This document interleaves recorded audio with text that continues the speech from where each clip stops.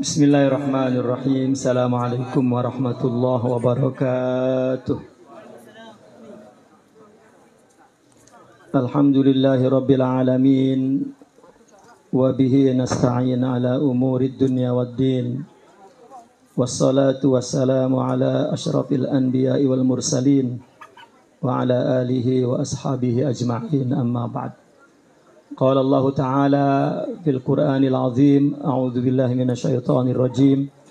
Wa min ayatihi an khalaqa lakum min anfusikum azwaja litaskunu ilaiha wa ja'ala bainakum mawaddatan wa rahmah. Inna fi dzalika laayatin liqaumin yatafakkarun. Wa qala Rasulullah sallallahu alaihi wasallam, ya ma'syaras syabab, man istata'a minkumul ba' falyatazawwaj fa innahu aghaddu lil basar wa ahsanu lil faraj. Faman lam yastati' fa alaihi bisyam fa innahu lahu wija', atau kama qala Rasulullah sallallahu alaihi wasallam. Pertama-tama yang kita muliakan keluarga besar daripada Pondok Ma'had Raudhatut Tahfizil Quran yang dipimpin oleh akhuna wa ustazuna Al-Walid Zaki beserta keluarga, beserta para santri, para pelajar. Semoga beliau semua berada dalam keberkahan Allah Subhanahu wa taala, dalam ridha dan dalam rahmat Allah Subhanahu wa taala. Wabil khusus Al-Walid Zaki dipelihara oleh Allah Subhanahu wa taala zahirihi wa batinih, dijauhkan daripada segala keburukan, min makruhin wa wabain wa balain wa syarrin fid dunya wal akhirah, amin ya rabbal alamin. Kedua, keluarga mempelai lelaki akhuna Al-Ustaz Zaki bin Tuan Yusuf, sekeluarga semoga senantiasa berada dalam ridha dan rahmat Allah Subhanahu wa taala. Demikian halnya dengan keluarga besar daripada mempelai wanita Ukhtina Al-Ustazah Siti Sarah Sofiyah binti Tuan Haji Amran. Semoga sekeluarga beliau semuanya diberkati oleh Allah dan berada dalam ridha dan rahmat Allah Subhanahu wa taala. Para alim, para asatiz, tanpa mengurangi hormat Al-Fakir di sebelah kiri dan kanan Al-Fakir, para ulama, para asatiza yang tanpa mengurangi hormat Al-Fakir tidak menyebut satu persatu. Wa akhussu bidzikri faqat wahid akhuna Al-Ustazuna Dr. Yusri yang senantiasa menolong bersama-sama untuk terselenggaranya mulai daripada khitbah hingga terselenggaranya majelis zafaf wal farah pada malam hari ini. Tuan-tuan, puan-puan, muslimin, muslimat yang berbahagia, semoga di akhir atau di penghujung pandemi ini kita dengan karunia Allah dapat berkumpul ya tanpa SOP nih. Ya. Ada yang tak pakai mask dan duduknya pun tak berjarak. Semoga berkah pengantin baru nih semua selamat daripada mara bahaya ya. Dan semoga juga berkah pengantin baru yang bujang-bujang segera menikah. Tapi yang sudah menikah nanti dulu ya. Bagi yang cakap duluan. Tak ada yang amin.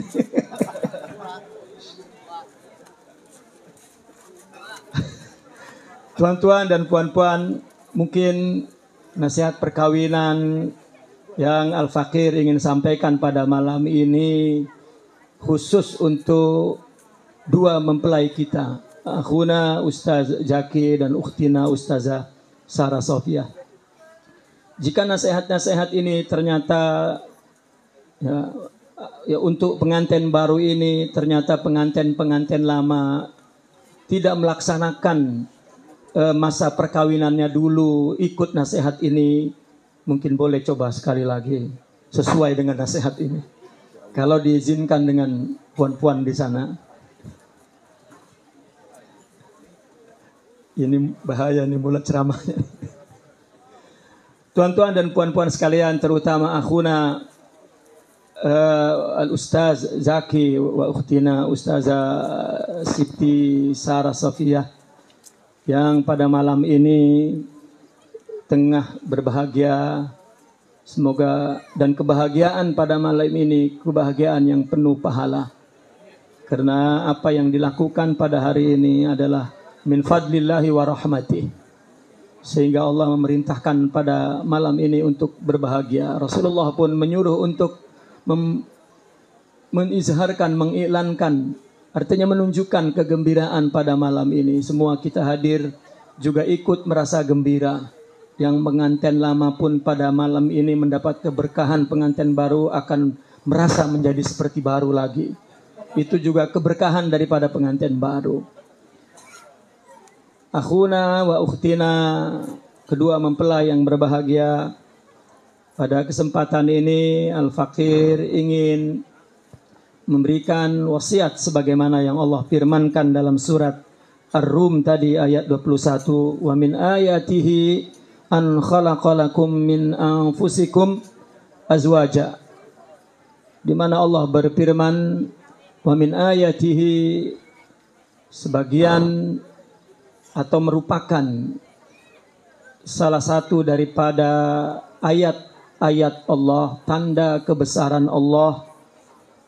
Kalau dalam tafsirnya yang umum dikatakan min ayatihi ad-dalati ala azamatihi wa kamali qudratihi au kamali ihatatih, merupakan tanda kebesaran, keagungan, kudrah dan kesempurnaan ihatah, sifat meliputi Allah Subhanahu wa ta'ala. Allah menciptakan lakum, liajlikum, untuk kalian, min anfusikum, yani min jinsikum. Allah telah menciptakan untuk kalian, lakum khitabnya lelaki, untuk lelaki, min jinsikum, dari jenis kamu manusia, azwaja, berpasang-pasangan, yaitu wanita. Sebaliknya khitab ini disampaikan kepada lelaki juga ala babi taglib, maka ini juga disampaikan untuk wanita. Bahkan ada tafsir bahwa ini adalah min aslil khilqah, karena asalnya Hawa min dil'i Sayyidina Adam alaihi salam, bahwa laki-laki telah Allah ciptakan dan kemudian Allah ciptakan untuk lelaki, yaitu pasangannya, azwaja. Sebagaimana dalam ayat lain Allah memang menciptakan alam semesta ini berpasang-pasangan. Kemudian tujuan daripada berpasang-pasangan itu adalah litaskunu ilaiha. Ini maksud saya yang min babi taglib, bahwa Allah menciptakan kalian berpasang-pasangan, tujuannya adalah agar litaskunu ilaiha, untuk sukun, untuk rukun, untuk tanasub, untuk mendapatkan ketentraman. Hikmah daripada berpasang-pasangan ini adalah untuk kedua belah pihak mendapat ketentraman, mendapat sakinah, mendapat kesesuaian. Artinya bahwa kedua belah pihak, lelaki dan perempuan ini, memiliki kecenderungan secara fitrah terhadap satu sama lain yang tidak dapat diingkari. Dan Allah jadikan ibadah apabila melakukannya menurut syariat Islam untuk memenuhi kecenderungan ini. Maka kemudian wa ja'ala bainakum, dan selepas kedua belah pihak telah mendapatkan ketentraman satu sama lain, maka Allah jadikan bainakum, antara kesesuaian kedua belah pihak ini, mawaddah, mahabbah, hubbun khalis. Kalau hub adalah cinta yang umum, kalau al-wud adalah al-hubbul khalis, cinta yang murni tanpa pamrih. Cinta bukan karena harta, bukan karena cantik, bukan karena tahta, tetapi cinta karena memang engkau patut dicinta. Itu adalah al-wud. Setelah dia mendapatkan cinta tabi'i, al-hubbut tabi'i, litaskunu ilaiha, untuk mendapatkan ketentraman, kepuasan dari ciptaan fisikalnya, biologisnya. Baru kemudian apabila kedua belah pihak berhasil menciptakan ketentraman, maka Allah jadikan dari ketentraman itu cinta yang murni. Cinta yang murni tanpa pamrih. Dan kemudian Allah melanjutkan, bukan hanya mawaddah, tetapi war-rahmah. Rahmah ini dalam tafsir umumnya ar-ra'fah, wasyafaqah, kasih dan sayang.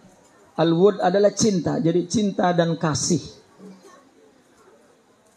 Akhuna wa ukhtina, bahwasanya perkawinan ini merupakan sunnatullah wa sunnatul anbiya wa sunnatul hayah, merupakan hukum Tuhan, hukum alam semesta, bahkan dijadikan sunnah daripada para anbiya dan para rasul, dan sunnatul insan, bahkan sunnatul kaun. Maka dari ayat ini kedua belah pihak dituntut untuk memberikan ketentraman, di mana tempat seorang suami yang paling menenteramkan adalah di sisi istrinya. Apabila dalam kehidupan ini mengalami berbagai kesulitan, berbagai kesusahan, berbagai musibah dan penderitaan, tidak ada tempat yang paling tentram bagi lelaki adalah di sisi istrinya. Ini tujuan perkawinan. Demikian halnya bagi seorang wanita. Tidak ada tempat yang teduh berlabuh dalam kehidupan ini. Dari semua problematika hidup ini hanya di sisi, di pangkuan, di sebelah suaminya lelaki. Inilah tujuan Allah ciptakan berpasang-pasangan, khususnya disebutkan dalam ayat Al-Quran, wa min ayatihi, merupakan ayat, merupakan asma dan sifat Allah, merupakan kesempurnaan ilmu, irada, kudrah daripada Allah Subhanahu wa ta'ala, bahwa tujuan diciptakannya berpasang-pasangan, kita disuruh untuk memberikan jaminan ketentraman bagi satu sama lain. Dan Allah berjanji apabila kedua belah pihak berhasil memberikan tempat yang tentram masing-masing di sisinya, maka akan lahir dari perkawinan itu cinta yang murni, al-wud. Allah sebut itu al-wud, cinta yang murni. Mencintai karena memang engkau patut dicinta. Mencintai karena engkau bagiku adalah anugerah. Dan sebaliknya, aku mungkin bagimu musibah. Demikian juga pasangan yang satunya mengatakan bahwa engkau bagiku anugerah, dan mungkin bagimu aku ini musibah. Tidak boleh dibalik. Tidak boleh dibalik bahwa aku anugerah untukmu, engkau musibah bagiku. Maka timbulnya perasaan ini akibat dari kegagalan menangkap pesan Allah dari maksud diciptakannya berpasang-pasangan ini. Kita gagal membuktikan ayat kebesaran Allah, asma dan sifat Allah, sehingga kita tidak menjadi mazharnya, majelaknya untuk menjadi suratul haq, yang satu sama lain dapat menciptakan ketentraman. Apabila dua pasangan ini yang saling membutuhkan dan tidak dapat diingkari telah memberikan jaminan kedua belah pihak pasangannya ketentraman, sukun, rukun, sakinah, maka Allah akan menjadikan kedua belah pihak tumbuh di dalam hatinya al-mawaddah, cinta yang murni. Bahkan kemudian disusul oleh anugerah yang berikutnya dari keberhasilan menciptakan sukun warukun bainahuma, yaitu rahmah, kasih. Rahmat bagi seisi keluarganya, dan rahmat bagi jirannya, dan rahmat bagi seluruh umat Islam di sekitarnya. Sehingga keluarga ini menjadi teladan satu sama lain di dalamnya, dan juga menjadi anggota ahli masyarakat yang diharapkan kebaikannya, diharapkan rahmatnya oleh orang-orang yang di luar keluarganya satu sama lain, sehingga selanjutnya membentuk masyarakat yang baik. Maka kegagalan menciptakan sakinah, karena biasanya ini mungkin yang pengantin lama nih, ya sudah tidak lagi merasakan tempat yang nyaman di sisi istrinya. Ya, ini suami sudah gerah, tahu gerah ya? Sudah tak nyaman duduk di sisi istri, dia nak cari di sisi lain. Ya, di warung kopi di tempat-tempat dia. Ya, jika ada musibah tak berani balik ke rumah, takut. Ya, padahal ya, kita diperintahkan ayat ini. Meskipun dalam uslubnya jumlah khobariyah, tetapi dalam balaghah bahwa jumlah khobariyah itu juga boleh diartikan menjadi jumlah insya'iyah. Meskipun itu berita, sebetulnya perintah agar kita menjadi mazhar dan suratul haq. Karena wa min ayatihi, ulama lebih bersepakat minnya ini min ba'diyah, bahwa sebagian daripada ayat-ayat Allah, asma dan sifat Allah, Allah akan tajallikan pada kedua pasangan ini untuk memberikan jaminan ketentraman, bahwa satu sama lain saling menjadi tempat untuk beribadah kepada Allah, untuk berdakwah, untuk berjihad, dan untuk membangun ilmu Allah Subhanahu wa ta'ala di muka bumi ini. Karena perkawinan salah satu tujuan umumnya adalah memperbanyak manusia. Maka mesti kedua belah pihak yang menjadi sarana oleh Allah, yang menjadi suratul haq, yang akan melahirkan manusia-manusia dan melanjutkan istinab hayat Islamiyah dan seterusnya. Saya tidak ingin memperpanjang ke sana. Maka mesti kedua belah pihak memberikan jaminan di sisinya. Inilah tempat yang paling indah, tempat yang paling nyaman, tempat yang paling tentram. Tidak ada tempat lain. Apabila kita terkena musibah satu sama lain, tempat di sisi istri, di sisi suami, itulah tempat yang indah. Bukan lari. Jika lari, maka ada masalah. Rumah tangga ini tidak akan menciptakan al-wud, apalagi rahmah. Karena Allah berfirman setelah itu, wa ja'ala bainahuma.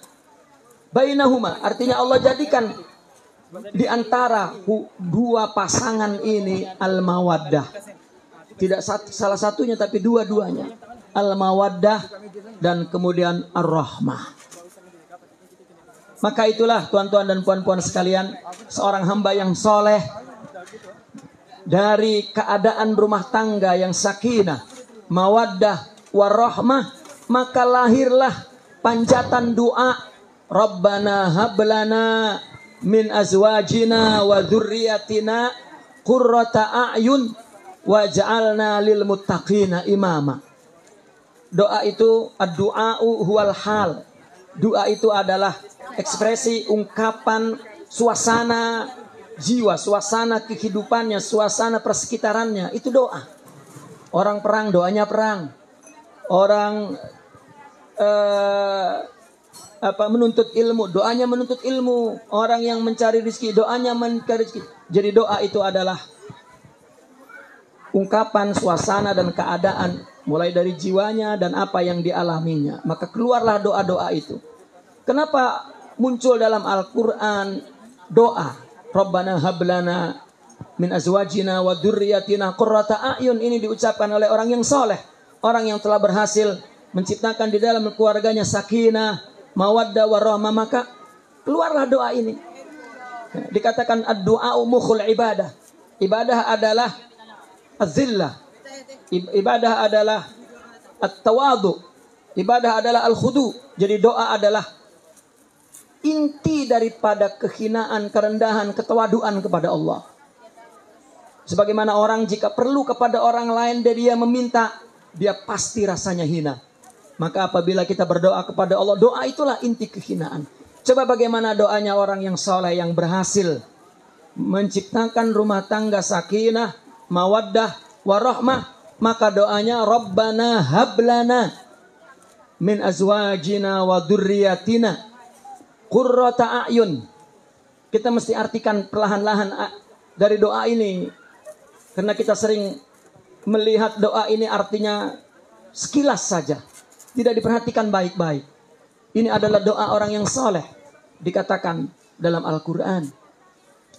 Rabbana wahai Tuhan kami, hablana. Hablana. Anugerahkan, berikan kepada kami. Min azwajina. Dari pasangan-pasangan kami.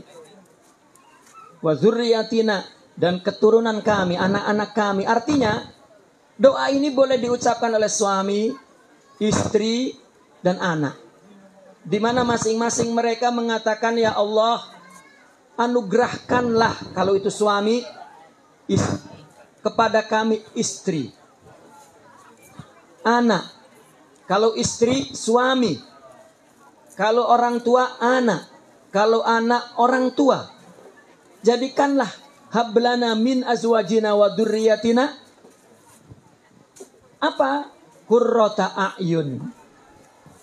Apa qurrata a'yun itu? Cahaya mata. Sesuatu yang seronok dipandang, seronok bersama, dan indah.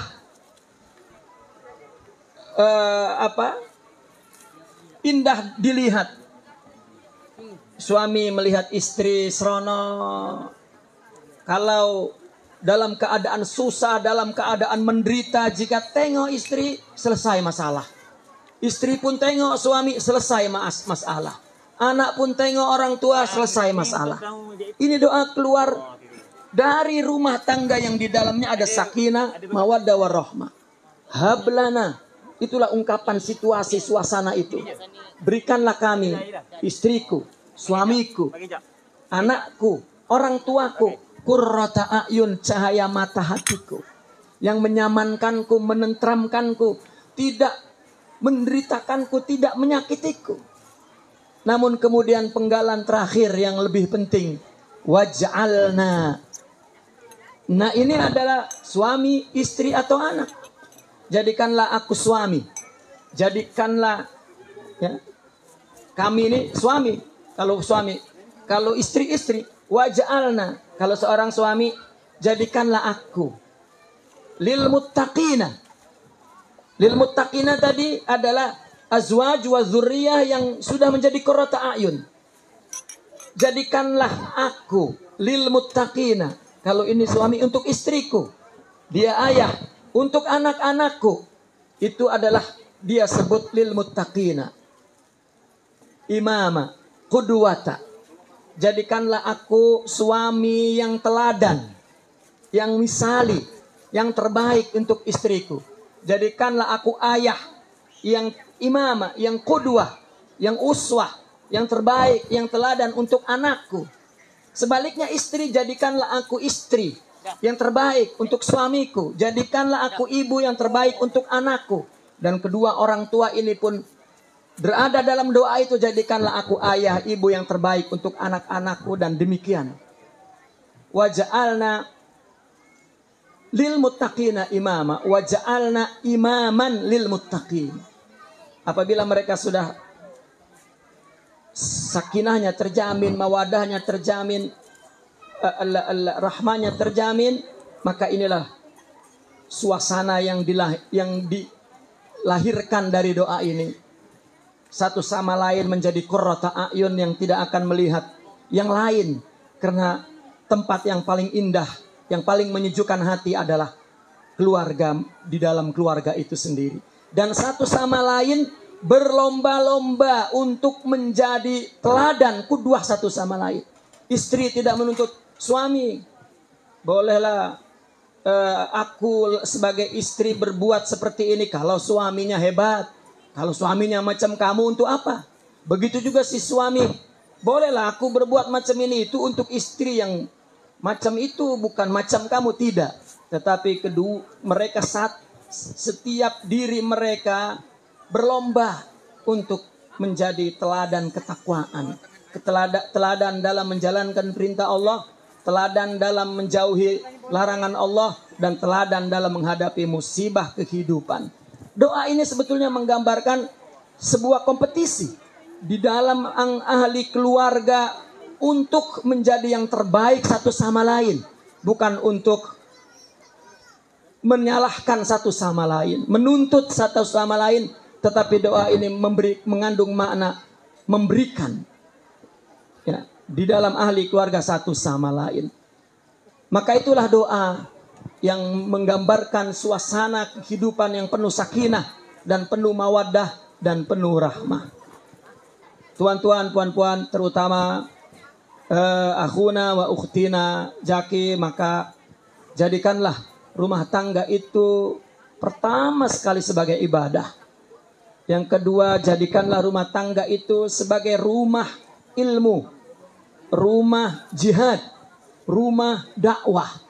Sebelum menjadikan rumah itu sebagai tempat untuk membangun kehidupan di dunia ini, tapi jadikanlah rumah itu agar seluruh aktivitasnya menjadi pahala. Maka rumah tangga itu sebagai rumah ibadah, rumah dakwah, rumah ilmu, dan rumah jihad fisabilillah. Tuan-tuan dan puan-puan dan juga kedua mempelai, tidak banyak Al-Fakir memberikan tausiah yang mengutip daripada ayat Al-Quran. Dan yang terakhir, bahwa ketahuilah dalam kehidupan rumah tangga itu, yang pertama adalah tidak menuntut dulu sebagai suami dan istri, ya, mana kewajiban istri, mana kewajiban suami, tapi masing-masing membangun, ya, bangunan yang kokoh untuk saling membantu sama satu sama lain dan memaafkan untuk menjadi suami dan istri yang terbaik. Dan membangun tempat yang sakinah di dalam rumah itu. Itu yang pertama perlu dilakukan. Bukan terus menuntut hak, tetapi kedua belah pihak masing-masing melaksanakan kewajiban, ya, untuk karena ini adalah ibadah, maka ibadah hubungannya kita masing-masing kepada Allah Subhanahu wa taala. Tuan-tuan dan puan-puan, mohon maaf jika ceramah ini terlalu panjang. Sebetulnya saya juga ingin memberikan tausiah kepada pengantin lama, tapi banyak sangat masalahnya pengantin lama ini, nanti terlampau panjang. Jadi khusus saja pada malam ini nasihat untuk pengantin baru. Aku li qauli hadza wa astaghfirullah li wa lakum. Assalamualaikum warahmatullahi wabarakatuh.